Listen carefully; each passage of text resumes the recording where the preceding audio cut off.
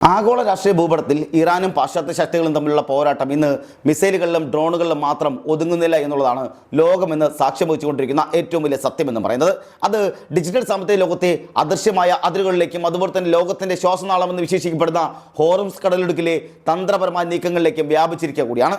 ദശകങ്ങളായി തുടരുന്ന ഏകപക്ഷീയമായ സാമ്പത്തിക ഉപരോധങ്ങൾ കൊണ്ട് ഒരു രാജ്യത്തിൻ്റെ നട്ടലൊടിക്കാൻ ശ്രമിക്കുന്ന വൻ ശക്തികൾക്ക് മുന്നിൽ പതറാതെ നിൽക്കാൻ ഇറാൻ കണ്ടെത്തിയ അത്യാധുനികമായ ഒരു സാമ്പത്തിക കോട്ടയാണ് ക്രിപ്റ്റോ കറൻസി എങ്കിൽ ലോകത്തിൻ്റെ ഊർജ്ജ വിപണിയെ മുൻമുന്നിൽ നിർത്താൻ അവർ പ്രയോഗിക്കുന്ന ഏറ്റവും വലിയ ആയുധമാണ് ഹോർമുസ് കടലിടുക്കിൻ്റെ അടച്ചുപൂട്ടൽ എന്ന് പറയുന്നത്.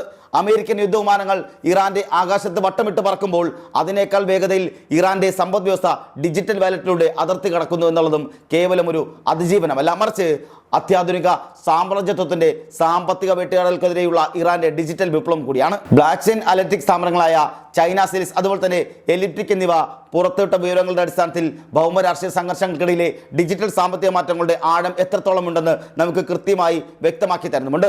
ഇറാനെതിരെയുള്ള സൈനിക നീക്കങ്ങൾ ആരംഭിച്ച നിമിഷം മുതൽ രാജ്യം ഒരു അത്ഭുതപൂർവമായ ഡിജിറ്റൽ പനാലത്തിലാണ് സാക്ഷ്യം വഹിച്ചുകൊണ്ടിരിക്കുന്നത്. ശനിയാഴ്ച ആക്രമണങ്ങൾ ആരംഭിച്ച് മിനിറ്റുകൾക്കുള്ളിൽ തന്നെ ഇറാനിയൻ ക്രിപ്റ്റോ എക്സ്ചേഞ്ചുകൾക്ക് നിന്നുള്ള പണമുഴുക്ക് കുത്തനെ ഉയരുന്ന സാഹചര്യമുണ്ടായി. ഇറാനിലെ ഏറ്റവും വലിയ ക്രിപ്റ്റോ പ്ലാറ്റ്ഫോമായ നോബിഡെക്സിൽ നിന്നും കണക്കുകൾ നോക്കിയാൽ ഈ പ്രതിമാസത്തിൻ്റെ തീവ്രത അല്ലെങ്കിൽ ഈ പ്രതിമാസത്തിൻ്റെ തീവ്രത എത്രത്തോളം ഉണ്ടെന്ന് നമുക്ക് ബോധ്യപ്പെടുന്ന കൂടിയാണ്. വെറും ഒരു മണിക്കൂറിനുള്ളിൽ $2.89 മില്യൺ ഈ എക്സ്ചേഞ്ചിൽ നിന്നും പുറത്തേക്ക് ഒഴുകിയത്. ഇത് സാധാരണ ദിവസങ്ങളിലെ ഏറ്റവും ഉയർന്ന മണിക്കൂർ നിരക്കിനേക്കാൾ 8 ഇരട്ടി കൂടുതലാണെന്നാണ് ഞെട്ടിക്കുന്ന വസ്തുത.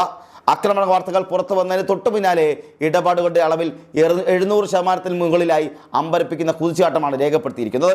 ശനിയാഴ്ച മുതൽ തിങ്കളാഴ്ച വരെയുള്ള 48 മണിക്കൂർ പിന്നിട്ടപ്പോൾ ഏകദേശം $10.3 മില്യൺ മൂല്യമുള്ള ക്രിപ്റ്റോ ആസ്തികൾ ഇറാനിയൻ പ്ലാറ്റ്ഫോമുകളിൽ നിന്നും മാറ്റപ്പെട്ടതായി ചൈനാൽസ് സ്ഥിരീകരിച്ചിരിക്കുകയും ചെയ്തിട്ടുണ്ട്. ഈ വൻതോതിലുള്ള പണമൊഴുക്ക് കേവലം പരിഭ്രാന്തി മൂലമുള്ള ഒന്ന് മാത്രമല്ല, മറിച്ച് കൃത്യമായ ലക്ഷ്യത്തോടെയുള്ള സാമ്പത്തിക നീക്കമാണെന്നാണ് നാം ആഴത്തിൽ പരിശോധിച്ചാൽ മനസ്സിലാക്കാൻ കഴിയുന്നത്. ഇതിൻ്റെ പ്രധാന ഗുണഭോക്താക്കൾ പണപ്പെരുപ്പത്താൽ വലയുന്ന സാധാരണ ഇറാനികളാണ്. യുദ്ധം കൂടുമ്പോൾ പ്രാദേശിക കറൻസിയായ റിയാലിൻ്റെ മൂല്യം ഇടിയാനുള്ള സാധ്യത മുന്നിൽ കണ്ട് സാധാരണക്കാരായ 15 ലക്ഷത്തോളം ഇറാനിയൻ നിക്ഷേപകർ തങ്ങളുടെ സമ്പാദ്യം സുരക്ഷിതമായ വിദേശ വാലറ്റുകളിലേക്ക് മാറ്റുക കൂടിയായിരുന്നു. ഇറാനിയൻ റിയാലിൻ്റെ മൂല്യം ഇടിയുമ്പോൾ സമ്പാദ്യം ബാങ്കുകളിൽ സൂക്ഷിക്കുന്നത് വലിയ നഷ്ടമാണെന്ന് തിരിച്ചറിയുന്ന ജനങ്ങൾ സ്റ്റേബിളായിട്ടുള്ള കമ്പനികൾക്ക് മാറുന്ന സാഹചര്യമുണ്ടായി. ഇത് അവർക്ക് ഡോളറിൻ്റെ മൂല്യം ഉറപ്പാക്കുന്നു. മാത്രമല്ല, ഭൗമരാഷ്ട്രീയ അസ്ഥിരത ഉണ്ടാകുമ്പോൾ തങ്ങളുടെ ആസ്തികൾ അതിവേഗം വിദേശ എക്സ്ചേഞ്ചുകളിലേക്കോ ഹാർഡ്വെയർ വാലറ്റുകളിലേക്കോ മാറ്റാൻ ക്രിപ്റ്റോ അവരെ സഹായിക്കുകയും ചെയ്യുന്നുണ്ട്. രാജ്യത്തിന് പുറത്തേക്ക് പണം കൊണ്ടുവന്നതിലൂടെ ബാങ്ക് നിയന്ത്രണങ്ങൾ മറികടക്കാൻ സാധാരണക്കാർക്ക് ലഭിക്കുന്ന ഒരേ ഒരു മാർഗമെന്നത് ഇത് മാറുകയും ചെയ്യുന്നുണ്ട്. സെൻട്രൽ ബാങ്കുകളുടെ നിയന്ത്രണം ഇല്ലാത്തതിനാൽ യുദ്ധകാലത്ത് ബാങ്കിംഗ് സേവനങ്ങൾ തടസ്സപ്പെട്ടാലും ഡിജിറ്റൽ വാലറ്റുകൾ വഴി ഇടപാടുകൾ നടത്താൻ ഇവർക്ക് സാധിക്കുകയും ചെയ്യുന്നുണ്ട്.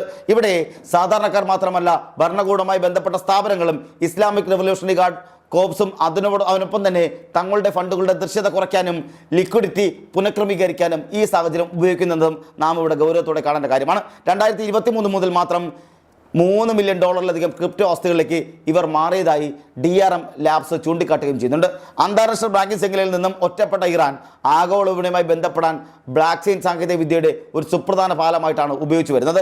ഇത് പാശ്ചാത്യ രാജ്യങ്ങൾക്ക് അടിച്ചേൽപ്പിക്കുന്ന സാമ്പത്തിക നിയന്ത്രണങ്ങളെ ഫലപ്രദമായി പ്രതിരോധിക്കാൻ അവരെ സഹായിക്കുകയും ചെയ്യുന്നുണ്ട്. പരമ്പരാഗത ബാങ്കിങ്ങിൽ സ്വിഫ്റ്റ് സന്ദേശങ്ങൾ പാശ്ചാത്യ ഏജൻസികൾക്ക് നിരീക്ഷിക്കാൻ വളരെ എളുപ്പം കൂടിയാണ്. എന്നാൽ ബ്ലാക്ക് ചെയിനിൽ മിക്സർ സേവനങ്ങളും അതുപോലെ തന്നെ വികേന്ദ്രീകൃത എക്സ്ചേഞ്ചുകളും ഉപയോഗിക്കുന്നതിലൂടെ ഫണ്ടുകളുടെ ഉറവിടം മറച്ചുവെക്കാൻ ഇറാനിയൻ സ്ഥാപനങ്ങൾക്ക് സാധിക്കുകയും ചെയ്യുന്നുണ്ട്. US അന്വേഷണത്തിൽ നിന്നും രക്ഷപ്പെടാൻ ലിക്വിഡിറ്റി പുനഃക്രമീകരിക്കാനും ഔദ്യോഗിക പ്ലാറ്റ്ഫോമുകളിൽ നിന്നും അദൃശ്യമായ വാലറ്റുകളിലേക്ക് പണം മാറ്റാനും ഭരണകൂടം ഈ സാഹചര്യം തന്ത്രപരമായി ഉപയോഗിക്കുകയും ചെയ്യുന്നുണ്ട്.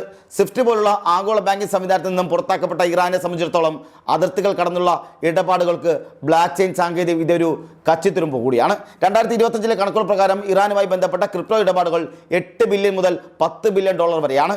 ഇത് രാജ്യത്തിൻ്റെ എണ്ണ വരുമാനമായി താരതമ്യം ചെയ്യുമ്പോൾ കുറവാണെങ്കിൽ പോലും ഉപരോധം മറികടക്കാനുള്ള തന്ത്രപരമായ നീക്കത്തിനായി പാശ്ചാത്യ രാജ്യങ്ങൾ ഭീതിയോടെയാണ് ഇതിനെ കാണുന്നത്.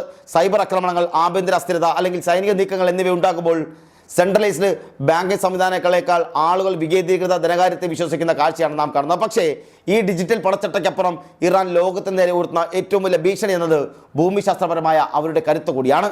ലോകത്തിൻ്റെ ഊർജ്ജസ്ഥിരയെന്ന് വിളിക്കപ്പെടുന്ന ഹോർമുസ് കടലിടുക്ക് തടയുമെന്ന ഇറാന്റെ പ്രഖ്യാപനം ആഗോള വിപണിയിൽ വലിയൊരു ഭൂകമ്പത്തിനാണ് വഴിമരുന്നിട്ടിരിക്കുന്നത്. ലോകത്ത് ഉത്പാദിപ്പിക്കപ്പെടുന്ന അസംസ്കൃത എണ്ണയുടെ 4/1 കടന്നു പോകുന്ന ഈ ഇടുങ്ങിയ പാത നിയന്ത്രിക്കാൻ ഇറാന് സാധിക്കുമെന്ന ബോധ്യം അമേരിക്കയ്ക്കും ഇസ്രായേലിനും വലിയ തലവേദനയാണ് സൃഷ്ടിച്ചുകൊണ്ടിരിക്കുന്നത്. ഹോർമുസ് കടലിടുക്ക് അടച്ചുപൂട്ടിയാൽ അത് ലോക സമ്പദ് വ്യവസ്ഥയെ തന്നെ നിശ്ചലമാക്കുന്ന സാഹചര്യം ഉണ്ടാകും. കടലിടുക്കിലൂടെയുള്ള എണ്ണക്കപ്പലുകളുടെ യാത്രകൾ തടസ്സപ്പെട്ടാൽ അന്താരാഷ്ട്ര വിപണിയിൽ എണ്ണവില കുതിച്ചു വരികയും അത് ലോകമെമ്പാടും പണപ്പെരുപ്പിന് കാരണമാവുകയും ചെയ്യും. ഇത് കേവലം ഇറാൻ അമേരിക്ക പോരാട്ടമായി നിൽക്കുകയുമില്ല, മറിച്ച് ലോകത്തെ എല്ലാ രാജ്യങ്ങളെയും ബാധിക്കുന്ന ഒന്നായി ഇത് മാറുകയും ചെയ്യും. പ്രത്യേകിച്ച് ഇന്ത്യയും ചൈനയും പോലുള്ള വൻ ശക്തികൾക്ക് ഇത് വലിയ തിരിച്ചടി ഉണ്ടാക്കുകയും ചെയ്യും. ഭാരതത്തിന്റെ ഊർജ്ജ ആവശ്യങ്ങൾക്കായി നാം ആശ്രയിക്കുന്ന ഗൾഫ് എണ്ണയുടെ വലിയൊരു ഭാഗവും ഈ പാതയിലൂടെയാണ് എത്തിക്കൊണ്ടിരിക്കുന്നത്. ഹോർമുസ് കടലിൽ കടഞ്ഞാൽ ഇന്ത്യയിൽ പെട്രോൾ ഡീസൽ വിലകൾ താങ്ങാനാവുന്നതിലും അപ്പുറത്തേക്ക് കുതിക്കുന്ന സാഹചര്യം ഉണ്ടാകും. ഇത് നിത്യോപയോഗ സാധനങ്ങളുടെ വിലക്കയറ്റത്തിലേക്കും സാധാരണക്കാരന്റെ ജീവിതം ദുസ്സഹമാക്കുന്ന രീതിയിലേക്കും നയിക്കുകയും ചെയ്യും. ചൈനയുടെ വ്യവസായ ശൃംഖലയും ഇത് സമാനമായ രീതിയിൽ ബാധിക്കുകയും ചെയ്യും. ചുരുക്കത്തിൽ ലോകത്തിൻ്റെ സമ്പദ് വ്യവസ്ഥയെ കൂടുതൽ മുൾമുനയിൽ നിർത്താൻ ശേഷിയുള്ള ഒരു വജ്രായുധമാണ് ഹോർമുസ് കടലിടുക്കിലൂടെ ഇറാൻ ഇപ്പോൾ പുറത്തെടുത്തിരിക്കുന്നത്. അമേരിക്കയെ സംബന്ധിച്ചിടത്തോളം ഈ യുദ്ധം വലിയൊരു സാമ്പത്തിക ബാധ്യതയായി മാറിയിരിക്കുക കൂടിയാണ്. ഇറാനെതിരെ അവർ നടത്തുന്ന ഓപ്പറേഷൻ എപ്പിക് ഫ്യൂരി ചരിത്രത്തിൽ തന്നെ ഏറ്റവും വലിയ ചിലവേറിയ യുദ്ധങ്ങളൊന്നായി മാറിയിരിക്കുക കൂടിയാണ്. B2 സ്പിരിറ്റ് ഹെൽത്ത് ബോംബറുകൾ, അതുപോലെ തന്നെ F-35 വിമാനങ്ങൾ എന്നിവ ഉൾപ്പെടെയുള്ള അത്യാധുനിക ആയുധങ്ങളുടെ ഉപയോഗം മൂലം പ്രതിദിനം ഏകദേശം $850 ദശലക്ഷം, അതായത് ഏകദേശം 7000 കോടിയിലധികം രൂപയാണ് അമേരിക്കയ്ക്ക് ചിലവായിക്കൊണ്ടിരിക്കുന്നത്. സൈനികരുടെ ജീവൻ നഷ്ടപ്പെടുന്നതിനൊപ്പം തന്നെ അമേരിക്കൻ രാജ്യം വലിയൊരു സാമ്പത്തിക പ്രത്യാഘാതം നേരിടുക കൂടിയാണ്. ഏകദേശം 1 മാസമെങ്കിലും ഇത് നീണ്ടു നിൽക്കുമെന്ന് അമേരിക്കൻ പ്രസിഡന്റ് ഡൊണാൾഡ് ട്രംപ് പ്രഖ്യാപിക്കുന്നത് സൈനിക വിന്യാസത്തിനും മറ്റ് സന്നാഹങ്ങൾക്കുമായി ഭീമമായ തുകയാണ് അമേരിക്ക ഇപ്പോൾ നീക്കിവെച്ചിരിക്കുന്നത്. ലോകത്തിലെ ഏറ്റവും വലിയ വിമാനവാഹി കപ്പലായ USS ജെറാൾഡ് ഫോൾഡ് ഉൾപ്പെടെയുള്ള വിമാനവാഹിനി ഗ്രൂപ്പുകൾ, അതുപോലെ തന്നെ എബ്രഹാം ലിങ്കൻ പോലുള്ള കപ്പലുകളുടെ ഗ്രൂപ്പുകൾ ദൈനംദിന ചെലവ് മാത്രമായി അത്ഭുതപ്പെടുത്തുന്ന കൂടിയാണ്. കേവലം ഒരു കപ്പലിൻ്റെ മാത്രം ഇന്ധനത്തിനും അവിടുത്തെ ജീവനക്കാരുടെ വേതനത്തിനുമായി മാത്രം ചിലവാക്കുന്നത് $6.5 മില്യൺ പ്രതിദിനം ആവശ്യമായി വരുന്നു എന്നുള്ളതാണ്. ആക്രമണത്തിന് മുന്നോടിയായുള്ള സൈനിക വിന്യാസത്തിനും കപ്പലുകളുടെയും വിമാനങ്ങളുടെയും പുനർവിന്യാസത്തിനായി മാത്രം ഏകദേശം $630 മില്യൺ ഇപ്പോൾ തന്നെ ചെലവായതായും കണക്കാക്കപ്പെടുന്നുണ്ട്. 2023 ഒക്ടോബർ 7 ഹമാസ് ആക്രമണത്തിന് ശേഷം ഇസ്രായേലിൽ മാത്രം $21.7 ബില്യൺ സൈനിക സഹായമാണ് അമേരിക്ക നൽകുകയും ചെയ്തത്. യമൻ, ഇറാൻ എന്നിവിടങ്ങളിലെ മറ്റ് സൈനികം കൂടി കണക്കിലെടുക്കുമ്പോൾ ആകെ ചിലവാകുന്നത് വരുന്ന ചിലവെന്ന് പറയുന്നത് $31.35 ബില്യൺ അതുപോലെ തന്നെ $33.77 ബില്യൺ ഇടയിലാണെന്നാണ് ബ്രൗൺ യൂണിവേഴ്സിറ്റിയുടെ റിപ്പോർട്ടുകളെല്ലാം വ്യക്തമാക്കുന്നത്. ഇത് ഏകദേശം 3 ലക്ഷം കോടി രൂപയോളം വരികയും ചെയ്യും. യുദ്ധം നീണ്ടുപോയാൽ മൊത്തം ചെലവ് 18.87 ലക്ഷം കോടി രൂപ അതുവരെ എത്തിയേക്കാമെന്നുള്ള സാമ്പത്തിക വിദഗ്ധരും മുന്നറിയിപ്പ് നൽകുന്നുണ്ട്. ഖമേനി ഉൾപ്പെടെയുള്ള പ്രമുഖർ കൊല്ലപ്പെട്ട സാഹചര്യത്തിൽ ഇറാനുമായി ഇനി ചർച്ചയ്ക്കില്ല എന്ന് ട്രംപ് വ്യക്തമാക്കുകയും കഴിഞ്ഞിട്ടുണ്ട്. അതുതന്നെ ഇനി അമേരിക്കയുമായി, അതായത് ആ വീട്ടമൃഗവുമായി അതുപോലെ ആ പിശാചുമായി ഇനി ചർച്ചയ്ക്കില്ല എന്ന് ഇറാനും ഇതിനോടകം തന്നെ അറിയിച്ചിട്ടുമുണ്ട്. എന്നാൽ തങ്ങളുടെ മേൽ അടിച്ചേൽപ്പിക്കപ്പെട്ട യുദ്ധമാണിതെന്നും ആക്രമണം അവസാനിക്കുന്നവരെ രാജ്യം ശക്തമായ പ്രതിരോധം തുടരുമെന്നുമാണ് ഐക്യരാഷ്ട്രസഭയിലെ ഇറാൻ പ്രതിനിധി അലി ബഹ്റൈനി വ്യക്തമാക്കിയിരിക്കുന്നത്. ഏതായാലും അമേരിക്കയുടെ കാര്യത്തിലും ഇക്കാര്യത്തിൽ വലിയ തോതിൽ വിയോജിപ്പുകൾ ഉയർന്നതായി സൂചനകളുണ്ട്. തങ്ങളുടെ നികുതി പണമെടുത്ത് ഇത്രയും വലിയ തോതിൽ യുദ്ധം ചെയ്തിട്ട് എന്ത് നേടാനാണെന്നുള്ള അമേരിക്കൻ പൗരന്മാരുടെ ചോദ്യം ശതകോടികൾ വാരിയെറിഞ്ഞ് ചൈനീസ് ശക്തി തെളിയിക്കാൻ അമേരിക്ക ശ്രമിക്കുമ്പോൾ ആധുനിക സാങ്കേതിക വിദ്യയുടെ കാര്യത്തിൽ ആ ഉപരോധങ്ങളെ നിഷ്പ്രഭമാക്കുകയാണ് ഇറാൻ അവിടെ ചെയ്തുകൊണ്ടിരിക്കുന്നത്, അല്ലെങ്കിൽ ഇല്ലാതാക്കുകയാണ് ഇറാൻ അവിടെ ചെയ്തുകൊണ്ടിരിക്കുന്നത്. യഥാർത്ഥത്തിൽ ഈ $10 ബില്യൺ ഒഴുക്കും ഹോർമുസിലെ കരുനീക്കങ്ങളും ആധുനിക യുദ്ധമുറകളിൽ ഡിജിറ്റൽ അസ്ഥികളും ഭൂമിശാസ്ത്രപരമായ നിയന്ത്രണങ്ങളും എത്രത്തോളം നിർണായകമാണെന്നതും കാണിക്കുന്ന കാര്യം കൂടിയാണ്. സൈനിക ആക്രമണങ്ങൾ ഉണ്ടാകുമ്പോൾ പരമ്പരാഗത സാമ്പത്തിക വ്യവസ്ഥകൾ തകരാമെങ്കിലും വികേന്ദ്രീകൃതമായ ക്രിപ്റ്റോ ശൃംഖലകളും ഇടുങ്ങിയ കടലിടുക്കുകളിലുള്ള ആധിപത്യവും ഇറാന്റെ അതിജീവനത്തിന് കരുത്തുറ്റൊരു സമ്മർദ്ദ വാൽവായി മാറുക കൂടിയാണ്.